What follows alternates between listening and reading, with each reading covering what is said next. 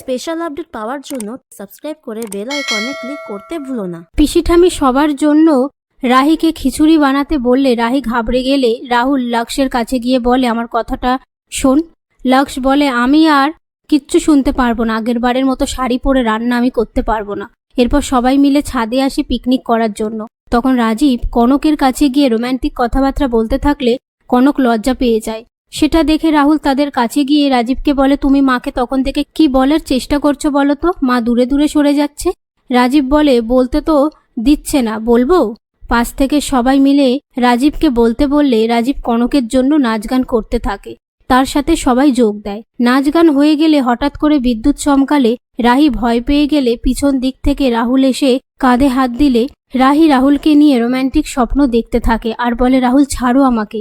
সেই মুহূর্তে পিসি ঠাম্মি এসে বলে, কি রাহুল রাহুল করছো? ও তো ওখানে, ছেলেরা নাচ গান করছে আর মেয়েরা এখানে দাঁড়িয়ে। আমাদেরকেও কিছু একটা করে নিজেদেরকে সেরা প্রমাণ করতে হবে। পাশ থেকে রাধিকা বলে, এবাড়ির মেয়েরা তো এমনিতেই সেরা। এরপর রাহি পিসি ঠাম্মিকে নাচ গান করতে বললে পিসি ঠাম্মি রাজি হয় রাহির সাথে নাচ গান করতে। তাদের নাচ গান হয়ে গেলে কনক বলে, আপনি এ বয়সে নাচ গান করলেন, যদি আপনার পায়ে চোট লাগে? পিসি ঠাম্মি বলে, তা কি তোমার মতন বেগুন পোড়ার মতন মুখ করে রাখবো?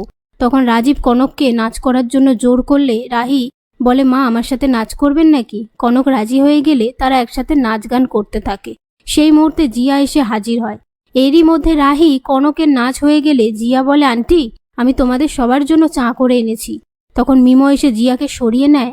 তারপর রাহি জিয়াকে দেখে রেগে গেলে রাহুল সেটা বুঝতে পেরে রাহিকে জ্বালানোর জন্য জিয়াকে বলে, তুই যে এত শর্ট টাইমে পিকনিক অ্যাটেন্ড করতে পেরেছিস, আমি খুব খুশি। জিয়া বলে, বাড়ির পিকনিক আর আমি আসবো না? এই বলে রাহুলকে জড়িয়ে ধরে। সেটা দেখে ভিক্টর আপন মনে বলে, এভাবেই চালিয়ে যাও জিয়া, তাহলে আমাদের বিগার প্ল্যান সাকসেসফুল হতে বেশি সময় লাগবে না। এরপর রাহি রাহুল আর জিয়াকে জড়িয়ে ধরা অবস্থায় দেখে আরও রেগে যায়।